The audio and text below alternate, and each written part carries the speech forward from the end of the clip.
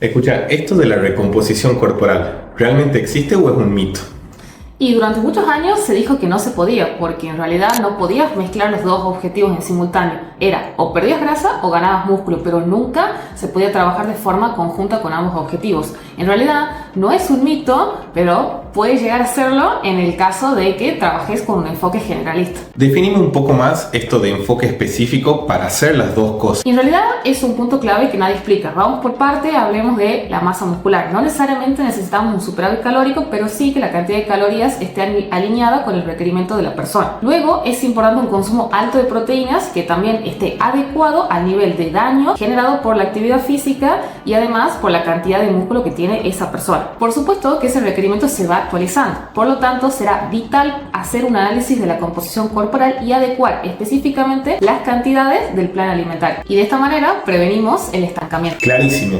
Y en el caso de la pérdida de grasa en recomposición, ¿cómo se hace? Y en realidad mucha gente piensa que para perder grasa necesariamente está vinculado a un déficit calórico, pero en realidad lo importante es poder mantener una cantidad de energía adecuada con una reducción progresiva de los carbohidratos y un consumo de proteínas altas. Esto va a permitir que los mecanismos de hambre y de saciedad se regulen de forma correcta, vamos a poder mantener el rendimiento deportivo y cognitivo alto y por lo tanto también poder mantener la adherencia en el plan y por supuesto, lo más importante, disfrutar el proceso. Por lo tanto, la recomposición corporal no es un mito, pero tampoco es magia. Es fundamental poder analizar tu composición corporal, hacer un análisis completo de la parte hormonal y metabólica, conocer tus gustos, preferencias y tu contexto de vida en general y de esa manera poder adecuar un plan alimentario específico para que logremos una mayor adherencia y de esta manera vas a poder lograr los objetivos planteados pero sin odiar el proceso. Muchas personas entrenan, comen bien, bajan de peso y aún así sienten que esa grasa no se mueve. ¿Existe realmente algo como de esta parte no bajo la grasa o es solo una sensación que aparece cuando el cuerpo cambia? Bueno, para explicarte te cito un estudio del 95 del International Journal of Obesity que dice que la grasa, según la región donde esté ubicada, tiene distintas cantidades de receptores adrenérgicos. Los que a nosotros nos interesan son los alfa 2, que hacen que la liberación de grasa o oxidación de grasa por energía sea más dificultosa. O sea que no toda la grasa se comporta igual. Exactamente. Zonas como el abdomen bajo, la cadera o los muslos tienen muchos más de estos receptores alfa 2, lo que dificulta la oxidación de ácidos grasos cuando el cuerpo necesita la energía. Por eso, esa grasa no es la que se va primero. ¿Y cuál es el tema? Que mayor cantidad de receptores alfa 2, menor actividad lipolítica. Recordemos que lisis es destrucción o utilización. Claro, el error más común es pensar esta grasa no se va. Y obviamente esa persona cambia la dieta, recorta de más, entrena más o simplemente abandona el proceso. Claro, eso es lo que pasa. Las personas tienen como muy focalizado que quieren bajar hacen cosas cada vez más extremas, no disfrutan el proceso, se saturan y abandonan. Acá hay un factor clave para bajarla, que es el tiempo, sostenerse en el proceso. Entonces, ¿cuál es la clave? Que la alimentación sea adecuada al requerimiento de la persona. Esto que hablamos en otras partes de la misma entrevista, de que no hay que ir directamente a un déficit calórico extremo o hacer cosas que la persona no disfrute.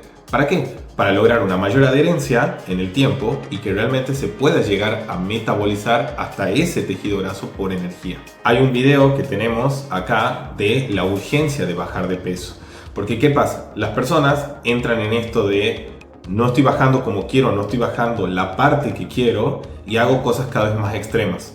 Corro más, nado más, gasto más energía, como menos, bajo más los carbohidratos, reduzco más las porciones y eso que genera una pérdida igual o mayor de músculo a la grasa que se está bajando. Si el músculo baja, baja el gasto de energía y entonces ¿qué pasa? El estancamiento. Y nunca se llega realmente, por más que se baje de peso, a perder esa grasa que están intentando bajar. Entonces, en síntesis, para tener un excelente resultado, la persona primero tiene que tomárselo como un proceso.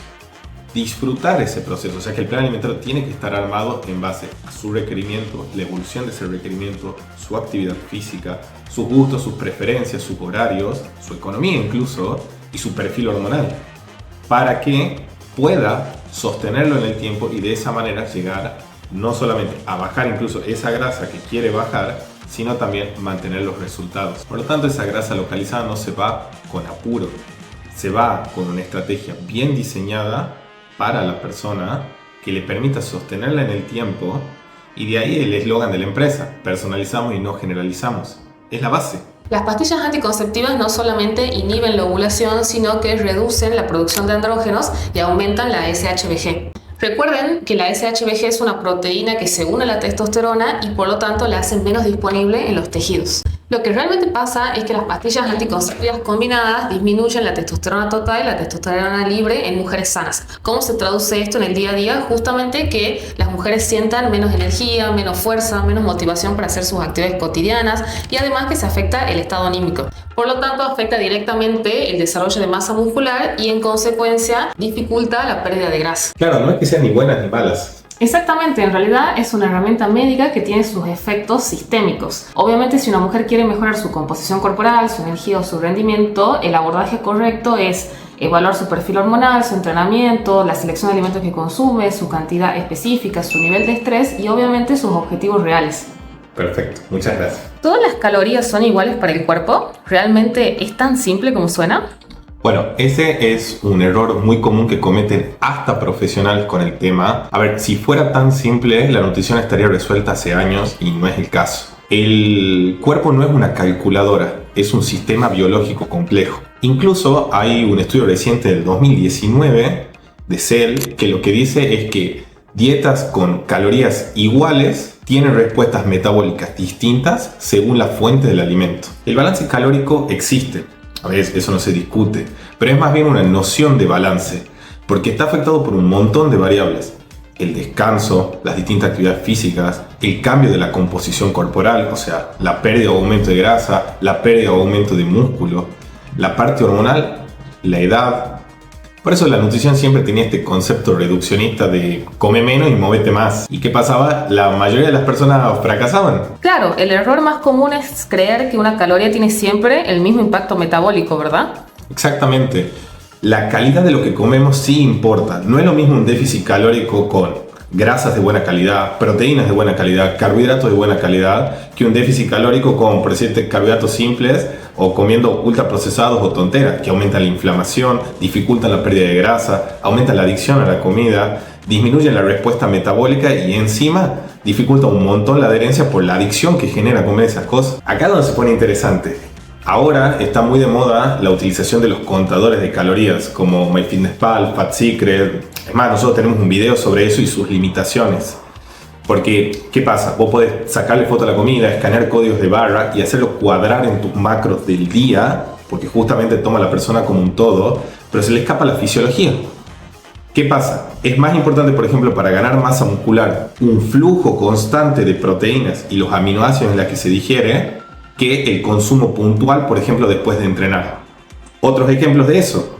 Uno puede hacer un superávit calórico que técnicamente tiene que hacer subir músculo y grasa, pero si los carbohidratos están bajos en ese superávit, se puede perder grasa mientras se gana músculo. O se puede hacer una definición, que siempre se dijo que era por déficit calórico, utilizando las calorías en mantenimiento, la repartición por ciclo digestivo correcta de los macronutrientes, los carbohidratos bajos, y la persona perderá grasa, pero conservará su energía alta, su alto rendimiento, aumentará masa muscular mientras pierde grasa y así se previene el estancamiento. Yo siempre digo que la fisiología es contraintuitiva, no es lógica. Las personas por eso le tienen miedo al día de cara, que es este día de calorías altas y carbohidratos altos para evitar el estancamiento, porque piensan que si como mucho subo y se les escapa que lo que a las personas hace aumentar su tejido graso es el consumo crónicamente alto de carbohidratos o calorías. Y obviamente a más masa muscular tiene la persona, más difícil es que sea mucho. ¿Y qué es crónico? 7 a 9 días, por ejemplo. Ajá, mira vos, súper interesante. Contame un poquito más cómo el equipo maneja este tema. Bueno, lo primero que se hace es un perfil hormonal completo para ver la situación tanto hormonal, obviamente, como metabólica de la persona. Y después se hace el análisis de composición corporal, a ver cómo está de músculo, de grasa, su gasto de energía. Se evalúa, por ejemplo, también sus entrenamientos. Si tiene un reloj, mucho mejor, si nos puede tirar esa data. Y lo que hacemos es una alimentación adaptada en gramos para el requerimiento de esa persona y su evolución. O sea, se tiene que volver a recalcular a medida que la composición corporal va cambiando. Y por supuesto, conversar a la persona, conocerla, saber cuáles son sus motivaciones, cuáles son sus gustos, cuál es su rutina, qué cosas les quedan cómodas, qué cosas no. Porque la base de hacerlo bien es que lo disfrutes, que te guste lo que hace, que te parezca divertido, y así uno lo sostiene el tiempo, busca sostenerlo.